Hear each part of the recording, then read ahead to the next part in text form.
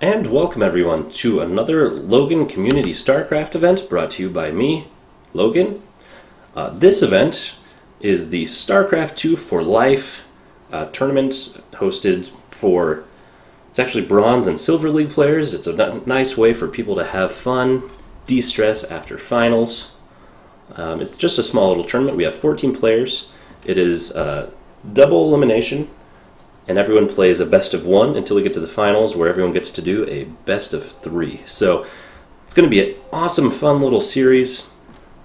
Just enjoying, grassroots StarCraft. Here in the top left-hand corner, we have Derigible, the Purple Terran, starting out here. This is on Acheron Flats. And here in the bottom right-hand corner, we have Lougarou, the Red Protoss. So we can see from both of them right now, everything's very standard. We do have a very early scout by Derigible. Maybe he's feeling a little antsy that maybe there's some shenanigans or maybe some sort of tomfoolery in the works, but instead he checks, sees nothing. Of course, at this point in time, there's almost never anything, and then cruises down here and says, I'm just going to wait and see what happens, because there's nothing out here that can hurt me. We have barracks going down. It looks like he's going to be making some sort of a wall. That works out pretty well, usually against against Protoss and Zerg, particularly because they have melee base units. So, and once again, just pointing out on this map, this is Acheron Flats, not the Heart of the Swarm Acheron Wastes. Notice the small choke going into the main, the larger choke going into a pretty well protected natural, and the backdoor rocks into the natural, and it also connects into the third. So for long-term games, you generally see this taken out, some sort of a wall placed here or up here, and it's pretty easy to maintain your 2 or 3 bases on this map. Lougarou getting a pretty decent scout down, sees that there's a gas, sees not just one barracks, but 2 actually. So be interesting to see what he does in response. So 2 barracks generally says, I've got some decent ability to put on pressure. That doesn't necessarily mean that I'm going to go all out and kill you. However, it gives you nice flexibility. So 2 barracks is actually a very flexible and pretty reliable opening. If they decide to do some very fast expand build, you can put on good pressure with them. And if not, if they do something hardcore, you have at least 1 more barracks than if you just did 1. We do have a little bit of looks like a little bit of a scuffle going on here. Derigible getting another scout off, sees both of these techs. Notice you do see Warp Gate coming out and the Chrono Boost on the empty gateway, but he did get that stalker out faster because of that. But with both of these gases down, it'll be interesting to see. There's the tech, because usually what happens is you take. The longer you go without getting gas, the more economy-oriented you likely are. And the faster you get gas, it means how fast you'd like to tech. So with these 2 gas geysers down that Derigible saw, that meant there's some sort of tech inbound. And in this case, it was a robotics facility. So we'll have to see what exactly he does with this. But at the moment, it looks like it's going to be some sort of warp gate push, something like that. Usually you'd see a few more warp gates though. Looks like maybe a 1 or 2 gate with a rowboat, maybe some immortals going down with all that gas income. Back home, Derigible is simply hanging out. He's got the ability to produce 2 Marines at a time. He is researching concussive shell, and now it looks like he has the ability to research any of these other wonderful upgrades. He was noticing that this wasn't actually a wall, so he's now walling himself back in here. He's wanting to make sure he gets that defender's advantage on the high ground, and so he can defend this choke. We do see that second gateway going down. Now with 2 gates and a rowboat, this is a pretty aggressive opening, actually.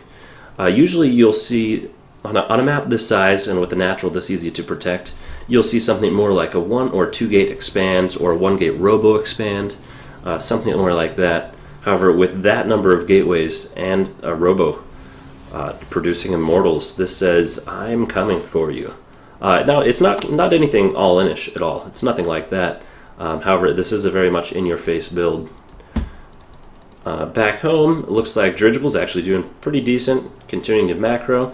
He has been a little bit behind on worker production. If you look at the workers, he's down by about 5. He is now just barely getting that orbital command, but better late than never, right?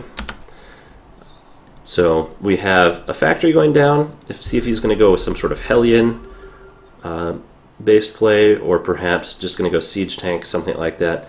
The Overlord. This, my friend, is not an Overlord. It's an Observer. The Observer getting a great scout, getting to see the unit count. So getting to see a lot of tech. Sees the starport and the factory coming down. Oh, and it looks like he gets all the information he needs, and he's coming out. Here it comes.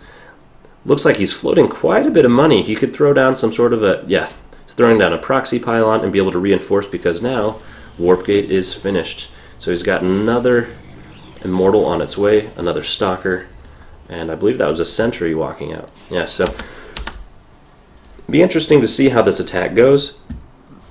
He does have very good information because of this Observer, but with this high ground, Derigible should be able to hold this off, but not if he takes his buildings away. That could be different. Okay, so he's going to be replacing it. He's probably going to be reactoring out some sort of air stuff, most likely Medivacs, possibly Vikings, but let's be honest, you usually only do that if you see Colossi. We do have a siege tank down, but siege tech is just barely started. So this could be quite difficult. This siege tank here actually doesn't have range to do much of anything to help, and this wall is not currently up. Lougarou back home is expanding, as he should be. Ooh, and the army is coming down. The Marauders first engaging these Immortals. The force field's going down, not quite keeping everything in, but the Guardian Shield from these sentries really helping tank a lot of damage from these high DPS units, the Marines. There's nothing left up at the top of the ramp other than one Marine and a single siege tank. They're focusing down the reactors, not going to be able to make more than one at a time, if anything. And, oh no, the siege tank going down pretty much without a fight. Looks like he meant to raise the wall, but instead lowered this one. The wrong thing, going the wrong direction. Now with Lougarou in his base, Derigible, he's got the income to do quite a bit. His economy's not going bad. He had an expansion going down, but he's getting spawn camped at this exact point in time. There's really not much else he's going to be able to do. We have one Marauder that bravely tried to take the life of an Immortal, but everyone knows how that goes. And now all of the army is inside the worker line. It's continuing to reinforce here and here. The worker count is rapidly dwindling. You look at the income, 17, 16, losing all of his workers. I really don't see how Derigible could come back from this. Behind this, we have Lougarou transferring some more probes. But really, this is pretty much all she wrote for Derigible. I do want to point out that Derigible was doing his best, continuing to have a pretty good economy-based focus.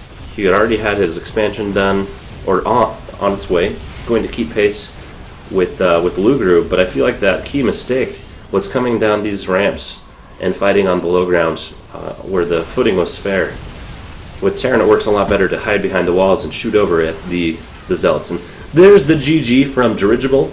That was quite a good game. It really was pretty equal.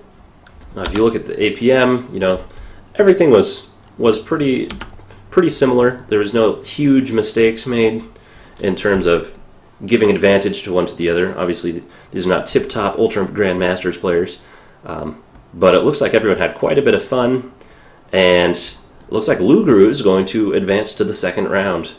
So we'll see how he does in the future, and then we'll continue following Derigible in the losers bracket. So thank you for tuning in, and we'll be back with another Logan Community StarCraft event here in just